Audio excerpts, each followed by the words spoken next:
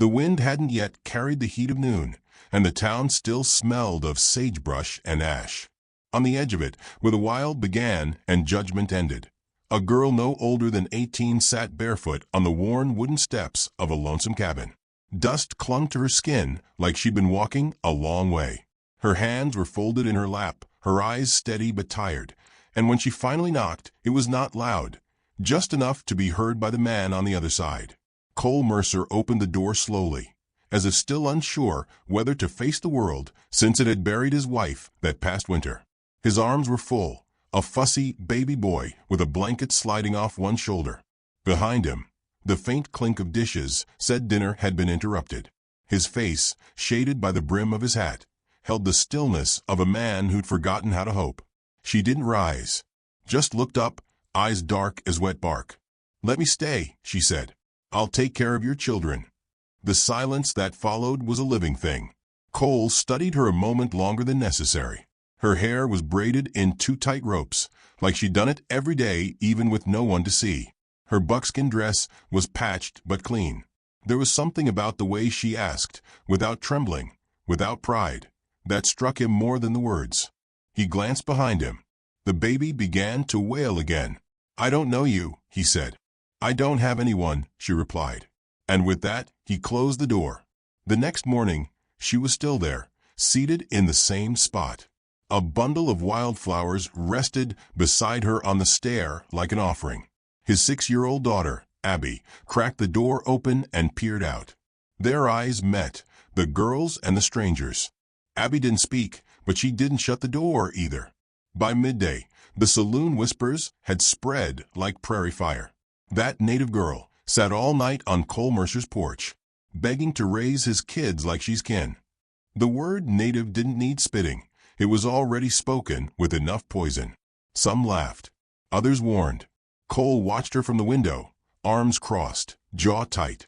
He didn't owe her anything. But when he stepped outside, a breeze carried the scent of boiled beans. She'd set a small pot on the porch, using kindling from the woodpile. His daughter was already sitting beside her, barefoot and nodding along to a quiet hum. "Didn't ask you to cook," he said. "You didn't ask me to leave." He let her stay in the barn. She moved like she'd been trained not to be seen, gentle, quiet, deliberate. The children took to her faster than he liked. Abby started humming again. The baby stopped crying through the night.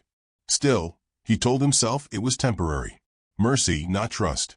One evening, he saw her lifting Abby up to pick apples from a low-hanging branch. When the child's dress slipped, he noticed faint bruises on the girl's legs.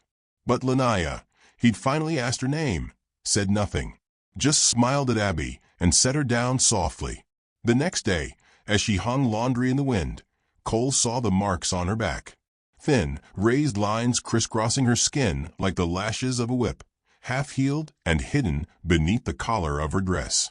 He stared too long, and she felt it. "I didn't steal," she said without turning. "Didn't lie either. That's what I got for saying no." He didn't ask more. But that night, he left a blanket on the barn door's hook. And the night after, a slice of cornbread on the railing. The sheriff came by not long after. Said the town was uneasy. "You've got a girl out there with no kin, no name worth keeping, and too many stories tied to her skirt.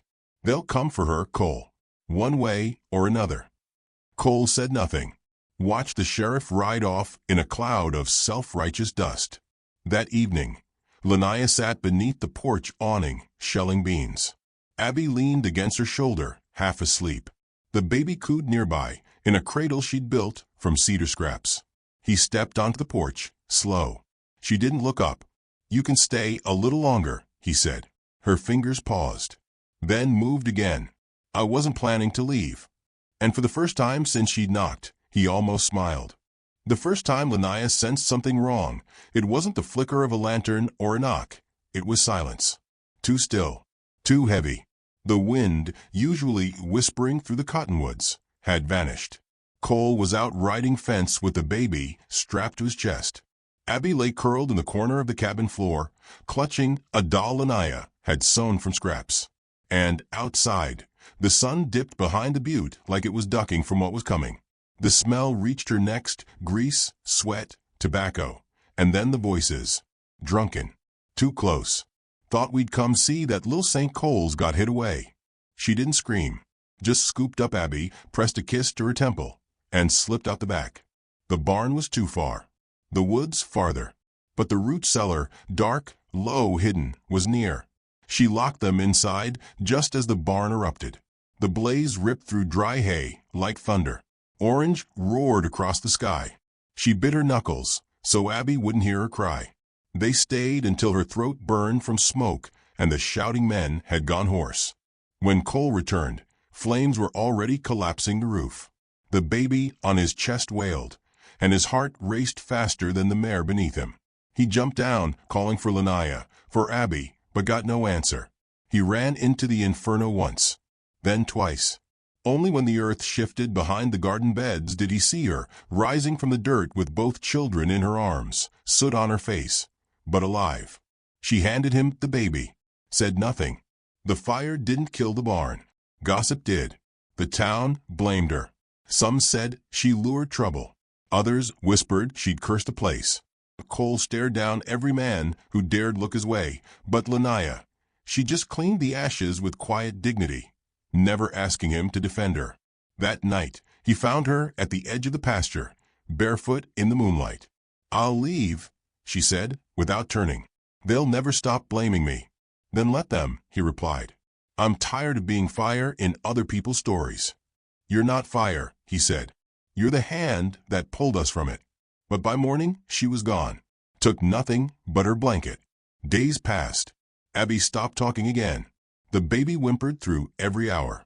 Cole searched the hills, the canyons, the riverbeds, never finding more than faint tracks, and hope turned cold. Then, in the quiet wreckage of the barn, he found something wedged beneath a fallen beam. A letter. It wasn't hers. It was his wife's. He hadn't read it before. Didn't know she'd written one. The ink was faded, the paper nearly burned at the edges. But the words were clear. "If you're reading this, it means I'm gone. Don't raise them alone, Cole. You're strong, but you were never meant to do this without warmth. If someone comes to your door with goodness in their hands, open it, even if she don't look like what the town expects. Especially then." His knees gave out right there in the soot. He rode for 2 days with barely sleep, tracing the dry gulch trails like the back of a forgotten prayer. Found her finally beneath a bluff, curled into herself like a leaf in winter. Her feet were blistered, lips cracked, but her eyes opened when he whispered her name. "I told you I'd leave," she murmured. "You didn't have to follow. You didn't take the kids," he said. "That means you were waiting to be forgiven." He offered his canteen, then his hand. She took both. When they rode back into town, no one spoke. Not because they approved, but because no one dared stand between a man who'd found grace and the woman who'd given it to him. The twist came 2 weeks later. The sheriff returned, sober, eyes hard. He handed Cole a folded page. Said it had been mailed to the church, but got intercepted. It was a bounty notice, issued by a preacher out east. Lanaya wasn't just a runaway. She was the daughter of the man who'd whipped her, the preacher's own child, cast out for refusing his will. The town quieted after that. Shame is a powerful silencer. Spring came soft and slow. A wedding wasn't announced, but one morning, Abby called her mama without prompting, and the baby fell asleep in Lanaya's arms like he knew. Under a cottonwood tree, behind the rebuilt barn, Cole handed her a string of blue beads and tied them to her wrist like a vow. "I don't want promises," she whispered. "Then take a place," he said. "Here, with us." And the wind returned, not as a warning, but like an old friend carrying home the sound of a family being made.